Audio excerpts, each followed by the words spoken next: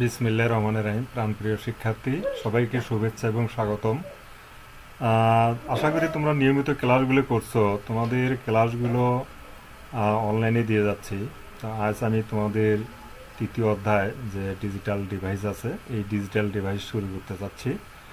তো সুপ্রিয় শিক্ষার্থী, ডিজিটাল ডিভাইস বলতে আমরা কি বুঝি এবং ডিজিটাল ডিভাইস আমাদের কি কি কাজে লাগে, এই বিষয়গুলো নিয়ে আমি মূলত কথা বলবো। প্রিয় শিক্ষার্থী, তোমরা স্ক্রিনে দেখতে পাচ্ছ যে তৃতীয় অধ্যায় অর্থাৎ তথ্য যোগাযোগ প্রযুক্তি সাবজেক্টের তৃতীয় অধ্যায় ডিজিটাল ডিভাইস এবং নাম্বার সিস্টেম আছে।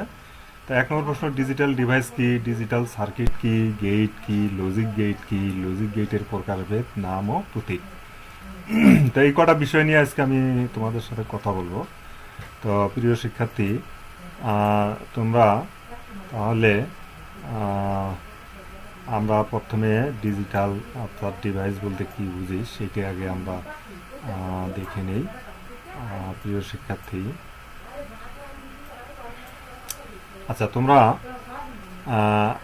অর্থাৎ ডিজিট কথাটা থেকে ডিজিটাল কথাটার উৎপত্তি। ডিজিট মানে কি? ডিজিট মানে সংখ্যা, আর ডিজিটাল মানে সাংখ্যিক বা সংখ্যা ভিত্তিক।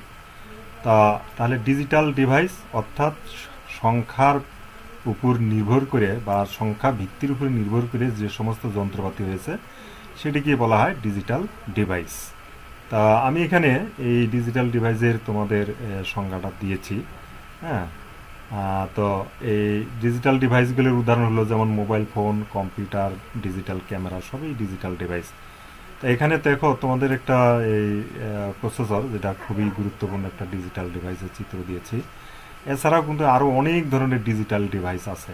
দেখো এগুলো, এই যে গেট, এগুলো ডিজিটাল ডিভাইস। তারপরে এই যে একটা ডিজিটাল বোর্ড অর্থাৎ ডিজিটাল ডিভাইস। এইভাবে অনেক ধরনের ডিজিটাল ডিভাইস কিন্তু আমরা দেখতে পাই। এই যে একটা অরগেট, এটা একটা ডিজিটাল ডিভাইস, যে অরগেটের বাতি জ্বলতেছে, কাজ হচ্ছে। আমাদের কম্পিউটার মডেম যা আছে সবই এগুলো ডিজিটাল ডিভাইস। সুপ্রিয় শিক্ষার্থী, তাহলে এইবারটা আসো আমরা ধরি ডিজিটাল কি, ডিজিটাল সার্কিট। দেখো ডিজিটাল সার্কিট কাকে বলে? যে সাধারণত বিদ্যুৎ চলার পথকে বা লাইনকে সার্কিট বা বর্তনী বলে। তা সার্কিট বা বর্তনী, এই যে জিনিসটা, তা এটা দিয়েই কিন্তু আসলে সব কিছু তৈরি করা হয়। ডিজিট শব্দের অর্থ আমি দিয়েছি এখানে, ব্যাখ্যা করে দিয়েছি। এবং ডিজিটাল সার্কিট কাকে বলে? দেখো সংখ্যাভিত্তিক যুক্তির উপর নির্ভর করে যে সার্কিট তৈরি হয় তাকে ডিজিটাল সার্কিট বলে। তো তোমরা এগুলো পুরোপুরি পড়বা। নিচে দেখো এই যে দুইটা, এটা একটা ডিজিটাল বোর্ড, ডিজিটাল সার্কিট, এই একটা ডিজিটাল সার্কিট। এইভাবে অনেকগুলো আসলে ডিজিটাল সার্কিট দেখা যাবে প্রিয় শিক্ষার্থী। তা তোমরা আরও দেখো। তারপরে প্রশ্নটা কী ছিল? তারপরে প্রশ্নটা ছিল লজিক গেট, তাই না? তার আগে গেট কি, আমি গেটটাও বলে দিচ্ছি। গেটের সঙ্গে আমি এখানে লিখে দিয়েছি।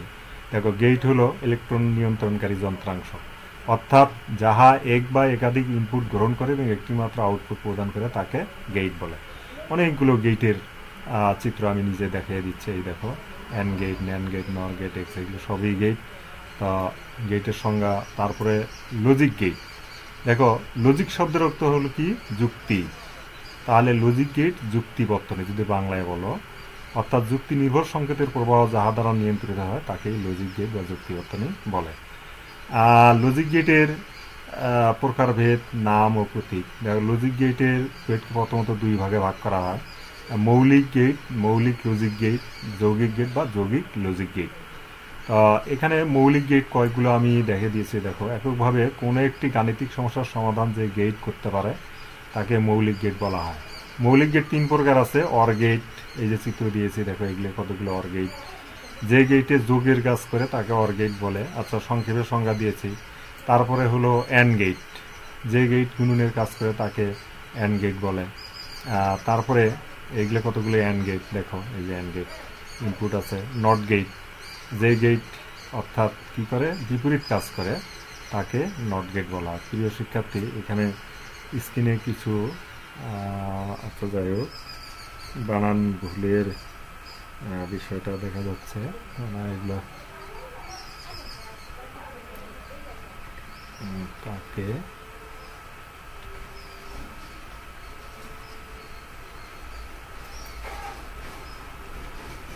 প্রিয় শিক্ষার্থী, তো যাই হোক তোমরা এইভাবে আসলে সবগুলো এই তারপরে আমি এখানে যাই হোক গেটের শ্রেণী বিভাগটা বললাম।